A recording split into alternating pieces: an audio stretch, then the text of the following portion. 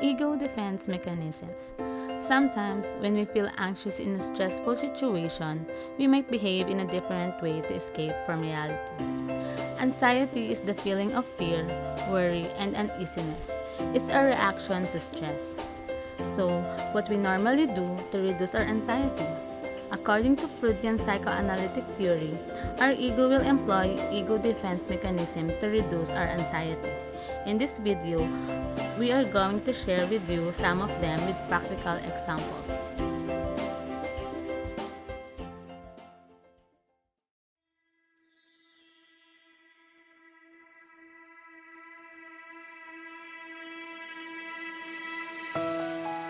There are 8 major types of ego defense mechanism. First is denial. It is probably one of the best-known defense mechanisms. It is often used to describe a person who could not accept the reality. They refuse to believe that is happening. Let's see a classic example. The girls were having a band time, and while talking about their crushes, one of the girls' crush passed by. She denies that the guy wasn't her crush, even the truth, it was her crush.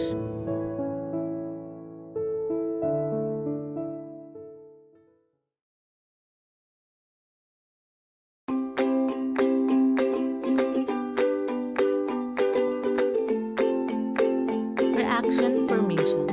It is believing or behaving the opposite of the way one actually does.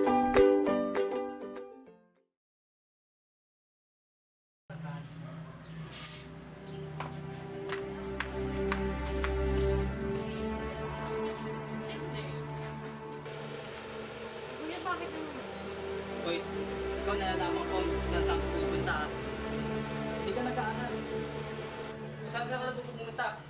Imbis na nag-aaral ka, bubulakbol ka lang. Harapin mo ako. Ano ba? Ang yabang-yabang mo. Pagkat ikaw yung breadwinner dito sa pamilya ko na sinasabi mo sa akin, nakakaasar ka na.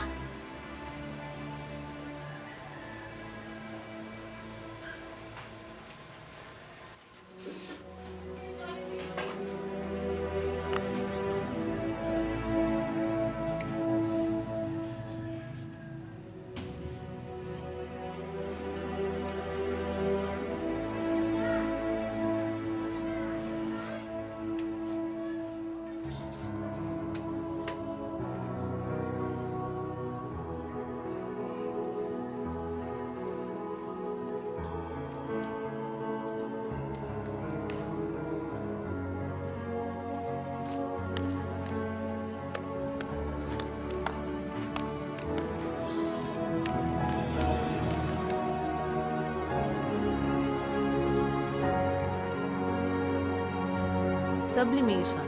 It can be one of the productive defense mechanisms.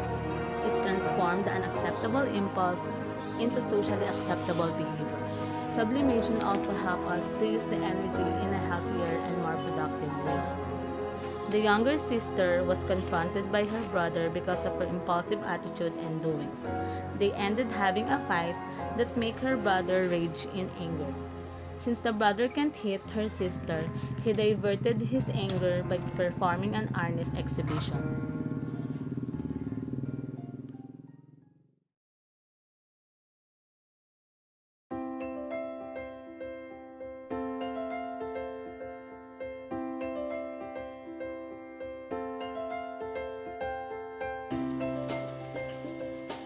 Displacement. It is the redirecting of feelings at someone who is less threatening in a safe manner instead of expressing it directly to the real target.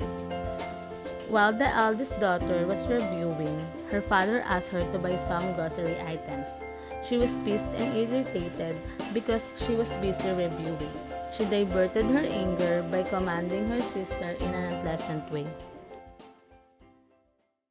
Rationalization. It occurs when we make upon an acceptable excuse for acceptable behavior. People make up excuses and plausible explanations to justify their action. So people rationalize to free themselves from guilt, blame, or responsibility. Hi, Aljo! Hey! What are you doing? I'm going to eat Marty's. I thought you're on a diet. It's vegetarian chicharron and guilt-free.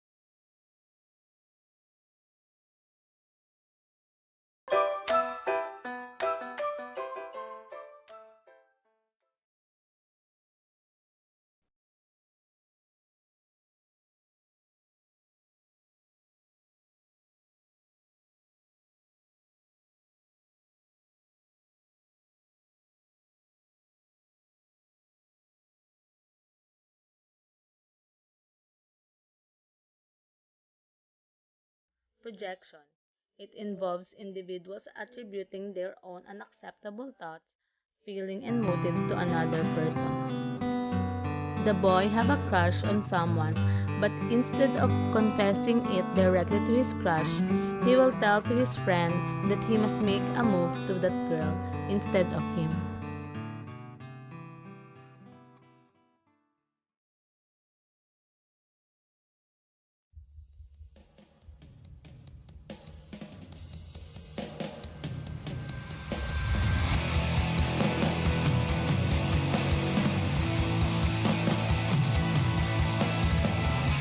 Repression.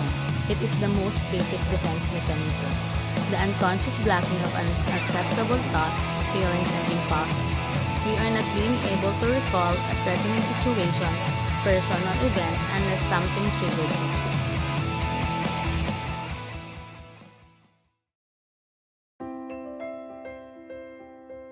We hope that you learned something today, but do remember that people always use different ways to cope with stress and deal with anxiety.